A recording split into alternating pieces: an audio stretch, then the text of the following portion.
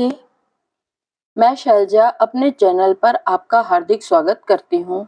आज हम श्री खोजी जी की कथा सुनेंगे।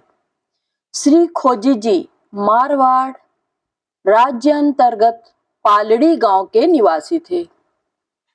आप जन्मजात वैराग्यमान और भगवत अनुरागी थे और बचपन से ही गृह कार्य में उदासीन और भगवत भजन और साधु संग में लगे रहते थे। इससे आपके भाइयों की आपसे नहीं पड़ती थी और वे लोग आपको निकम्मा ही मानते थे, क्योंकि घर के गृह कार्य में आपकी किसी प्रकार की रुचि नहीं थी। एक बार आपके गांव में एक संत मंडली आई हुई थी। आप रात दिन संतों की सन्निधि में बैठकर कथा वार्ता और सत्संग में लगे रहते थे। थोड़े समय के लिए भी आपका घर जाना न होता था। इसी बीच दुर्भाग्य से एक दिन अचानक आपके पिता का स्वर्गवास हो गया।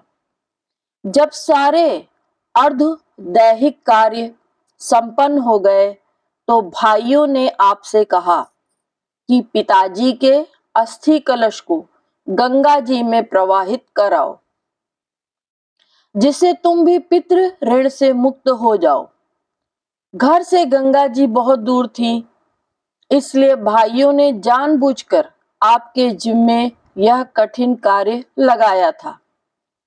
इस पर आपने कहा, वैष्णव जन भगवान नाम का जहां उच्चारण करते हैं, वहां गंगा सहित सारे तीर्थ स्वयं प्रकट हो जाते हैं। भाइयों ने सोचा कि गृह कार्य में उदासीन रहने वाले ये पिता के अस्थि कलश को भी आलस्यवश गंगा जी नहीं ले जा रहे हैं, तो जबरदस्ती भेजा। आपने संतों को साथ लिया और भगवान नाम कीर्तन करते हुए अस्थि कलश लेकर गंगा जी को चल दिए।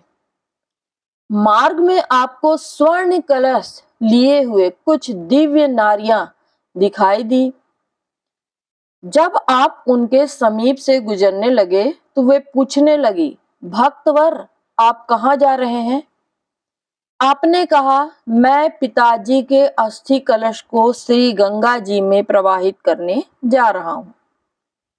उन दिव्य नारियों ने कहा, हम गंगा जमुना आदि नदियां ही हैं, हम आपके ही निमित्त जल भर कर ले आई हैं। आप अपने पिताजी के अस्थि कलश का यहीं विसर्जन कर दीजिए और स्वयं स्नान कर घर चले जाइए। आपने ऐसा ही किया और भाइयों की प्रतीति के लिए एक कलश जल भी लेते गए।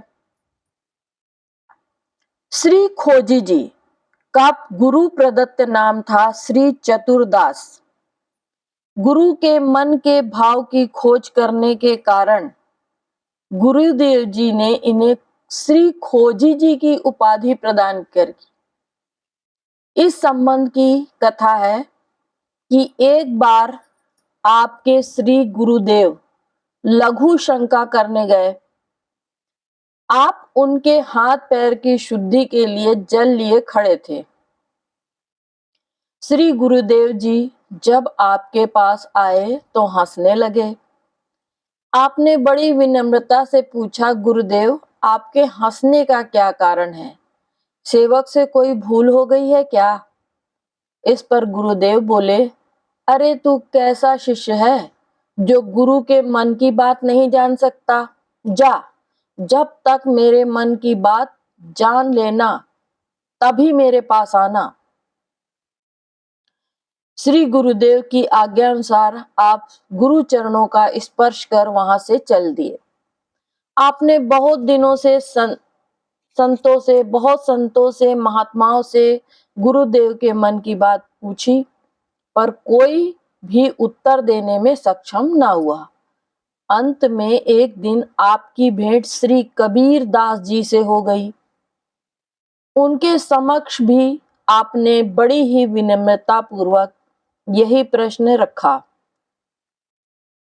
श्री कबीरदास जी महाराज तो सिद्ध संत थे, उन्होंने तुरंत ही आपके श्री गुरुदेव जी के मन की बात जान ली और आपको बताया कि आपके गुरुदेव जब लघु शंका कर रहे थे तो उस समय मूत्र प्रवाह में एक पीपल का फल भी आ गया। उसे बहते देखकर आपके गुरुदेव जी को मनुष्य जीवन की असारता का ध्यान आया। उन्होंने सोचा कि जब तक यह फल पीपल के पेड़ में लगा था तब तक तो इसका अस्तित्व था। जब यह महाविष्ट पर से पृथक हो गया तो मूत्र प्रवाह में बह रहा है। यही स्थिति मनुष्य की भी है। जब तक वह परम पिता परमात्मा से जुड़ा है तब तक कितना सुखी रहता है।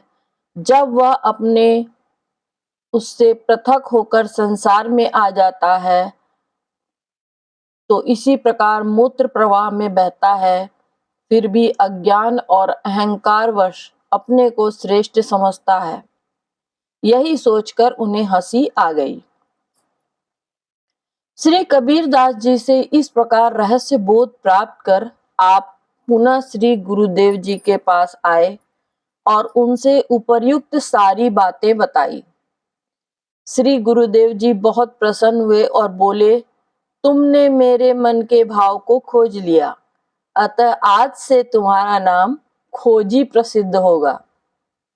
श्री खोजी जी के श्री गुरुदेव भगवत चिंतन में परम प्रवीण थे।